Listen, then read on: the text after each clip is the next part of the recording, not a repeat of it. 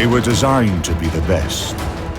They met enemies face to face, endured tragedies and enjoyed victories. They went down in history due to the bravery of their crews. They are the ships that deserve to be called Naval Legends.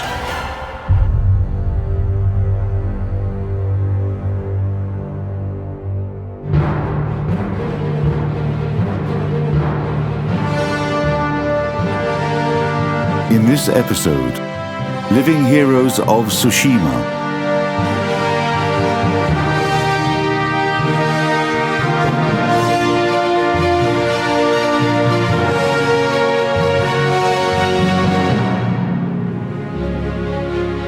In a Japanese town, Yokosuka, 100 kilometers away from Tokyo, battleship Mikasa is permanently anchored, and 4,000 marine miles away from her, cruiser Aurora is anchored in one of the quays of the Neva River in St. Petersburg. Although these ships belong to different types and their stories are very different, there is a common moment in their biography. Both ships participated in a major naval battle, the Battle of Tsushima, that was the culmination of the Russo-Japanese War in the beginning of the 20th century.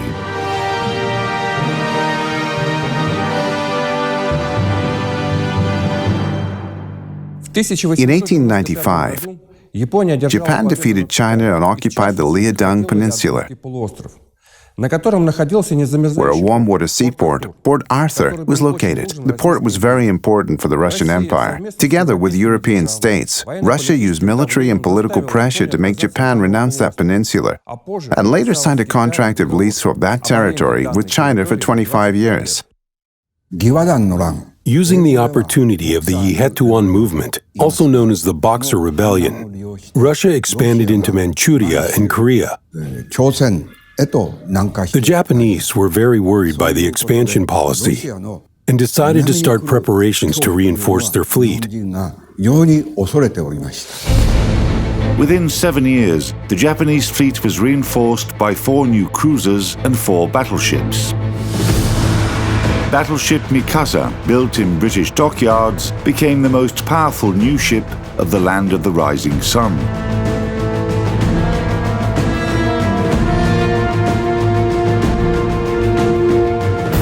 Cruiser Aurora was built in Russia during the same period. This was just a small part of a large-scale program aimed at enhancing the country's military potential at sea, the creation of the major Pacific Fleet. But they failed to fully implement the program. On February the 9th, 1904, Japanese ships attacked Russian fleet near Port Arthur. They also attacked cruiser Variag and gunboat Koryets in the Korean port Chemulpo. The Russo-Japanese War began. From the first days, this war was unfortunate for Russia. Variag and Koryets were sunk, and the Russian Pacific Squadron was blocked in Port Arthur by the Japanese fleet. After a little while, battleship Petropavlovsk tripped a mine and sank with the fleet commander, Vice Admiral Stepan Osipovich Makarov, on whom high hopes were placed on board. Later, the battle in the Yellow Sea developed, and though the Japanese suffered significant losses, they didn't let the Russian ships break through to Vladivostok. Due to all of this, the Japanese fleet dominated in the theater of war.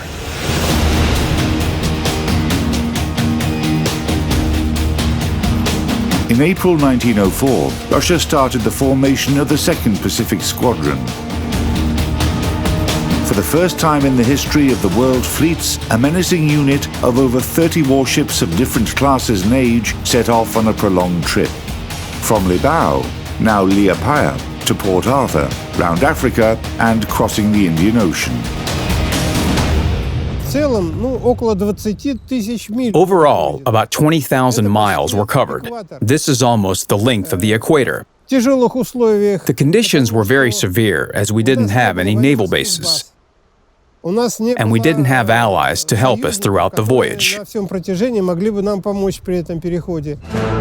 During this unprecedented crossing, the Russian seamen heard about the loss of the 1st Squadron and were reinforced with ships under the command of Rear Admiral Nerbagatov. With this lineup, the 2nd Pacific Squadron entered the Korea Strait.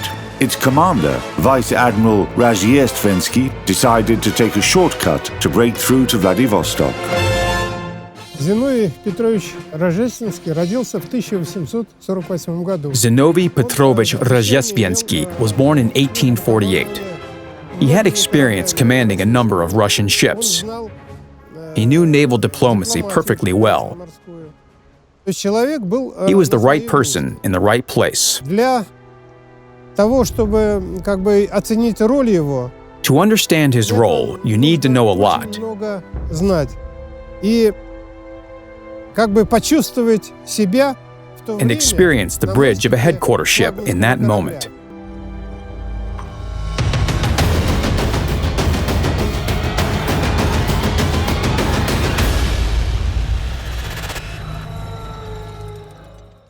The morning of May 14th, 1905 was gloomy. The Russian fleet didn't even try to hide. Rozhestvensky simply declared war. He even gave up on reconnaissance because he was sure the Japanese warships would meet them in the Korea Strait. Soon, ships from the combined fleet of the Imperial Japanese Navy appeared from the damp haze. They pursued a parallel course and were commanded by Vice Admiral Togo Heihachiro, who appointed battleship Mikasa to be the headquarter ship.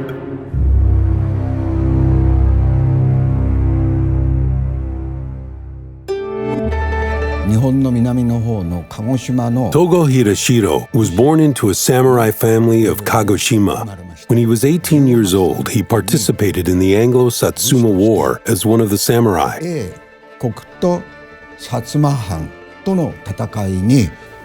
Then, after the establishment of the Imperial Japanese Naval Academy, he enrolled there to study the theory of naval science.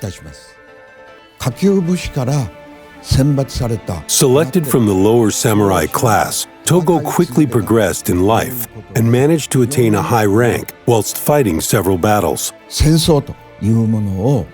knew the real nature of war from his experience. When Admiral Togo was assigned to the commander of the combined fleet of the Imperial Japanese Navy, Emperor Meiji asked the naval minister, "Is Togo good enough for this position?" The minister answered, "Yes, because he has a great deal of personality and is known as a very lucky guy." The emperor was satisfied with that comment.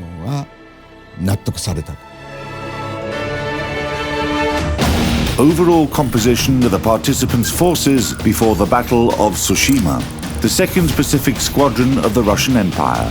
8 battleships, 3 coastal battleships, 3 armored cruisers, 2 large protected cruisers, 3 small protected cruisers, 1 cruiser second class, 1 auxiliary cruiser, 9 destroyers, 7 support vessels. Japanese combined fleet. 4 battleships first class, 8 armored cruisers, 2 large protected cruisers, 10 small protected cruisers, 1 battleship second class, 3 cruisers second class, 3 torpedo cruisers Aviso, 21 destroyers, 43 torpedo boats.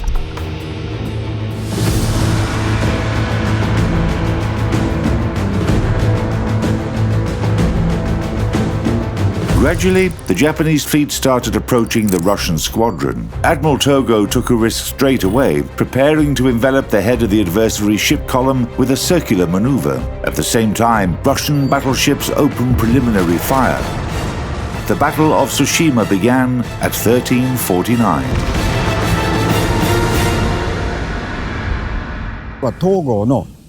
People say that Togo employed the tactic of crossing the T in the Battle of Tsushima, taking position ahead of and perpendicular to the adversary's ships. But the actual maneuvers of the ships were like this.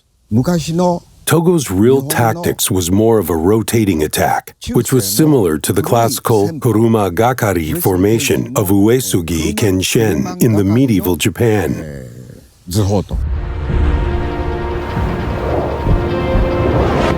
At the very beginning of the battle, a signal flag appeared on battleship Mikasa. The fate of the Empire rests on the outcome of this battle. Let each man do his utmost. moving fast. Mikasa concentrated her fire on battleship Knyaz Suvorov at the beginning of the battle. In return, several Russian ships fired at Mikasa immediately. Russian salvos were considerably precise at first. Within the first 15 minutes, Togo's battleship was hit by 19 large and medium caliber shells, including 5 305mm rounds. But the Japanese fire was more precise, and the damage from the adversary's attacks was less significant.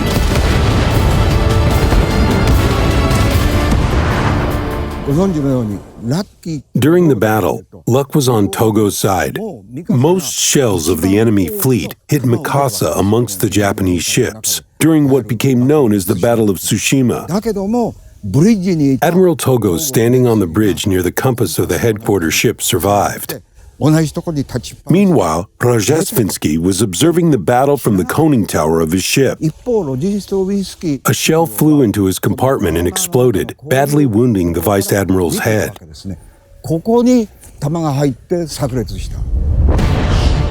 The battle continued for over 40 minutes more before the Russian squadron commander received a second wound. During this time, 1 Russian battleship sank and 2 other battleships were seriously damaged. A third ship took the lead of the squadron, trying to break through to Vladivostok.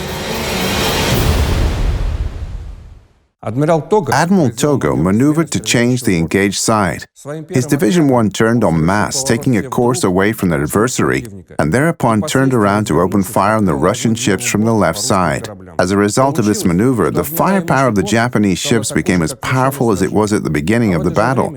At the same time, battleship Borodino, heading the Russian ship's column, passed the Japanese squadron on an opposite course and approached the Russian cruisers that protected transport. Aurora was part of the cruiser division headed by Rear Admiral Lenkvist, who received an order to cover the squadron transport ships. Together with cruiser Oleg, they joined the battle 40 minutes after it started. When the transport ships were attacked by 8 Japanese cruisers and the old battleship Shenyuan, our ships were caught in densely aimed fire from the adversary. Hits followed one after another. The explosion of 203mm high-explosive shell shook the whole cruiser. 2 guns were taken out of operation, one in the battery room and the other on the upper deck. But despite all the damage, Aurora skillfully maneuvered at almost maximum speed, battled with, and managed to break through the enemy's line. Моральный дух у них был высокий. They had high morale. К сражению. They were prepared for battle, for victory, and naturally willing to sacrifice themselves. Japanese shells exploded nearby, and Aurora was pierced by shell fragments. During the battle, 9 people were killed. One of them was an officer, a ship commander, and dozens of people were left injured. After 3 hours of battle, the line of the Russian squadron was heavily broken. Badly wounded, Vice Admiral Rozhestvensky placed the squadron under the command of Rear Admiral Nikolai Ivanovich Nebogatov. Japanese Battle Division 1, headed by Mikasa, was moving eastward along a parallel course and was reaching the head of the Russian column again. The final battle of the day was extremely dramatic. 2 Russian battleships were sunk one after another within 20 minutes. During their rotating maneuver, the Japanese ships fired all their shells, using broadside guns and guns at the front and rear. On the other hand, the Baltic fleet hardly managed to fire their front guns. The circle attack of the Japanese fleet was so effective, the opponent had no chance to escape. The sun set, the battle was over. The remaining squadron ships continued to move towards Vladivostok. Aurora, as part of Cruiser Division, sailed to the left of the squadron's main body along a parallel course in total darkness with its light turned off. But Admiral Togo wasn't going to let the remaining Russian ships go. If the Baltic fleet had reached the area around the Sugatu Strait, almost half of the fleet might have been able to escape into Vladivostok. In this situation, the rest of the fleet would have conducted raiding, causing the annihilation of the Japanese army in Manchuria. That's why the Baltic fleet had to be completely destroyed. For this reason, night attacks from the torpedo boats started after the daytime battles.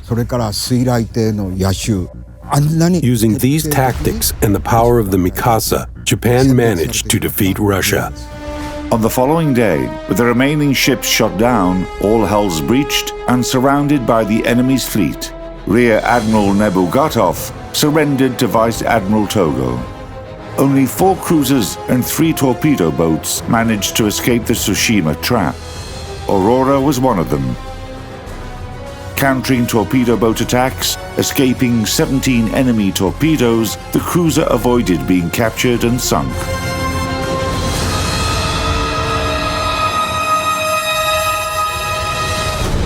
Losses for the forces after the Battle of Tsushima.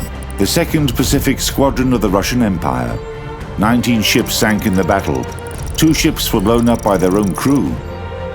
5 ships and 2 hospital ships were captured by the adversary.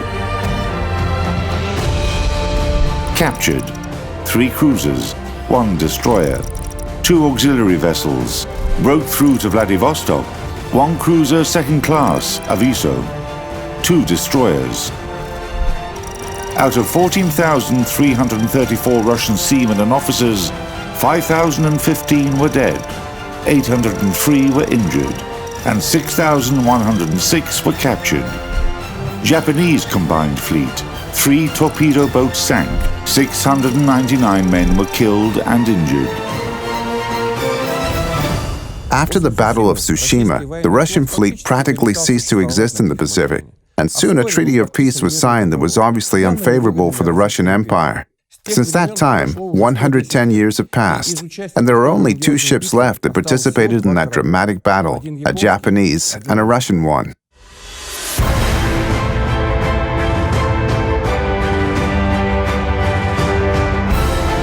Today, Mikasa and Aurora are not just monuments, they are a history of the world shipbuilding that you can touch in the truest sense of the word.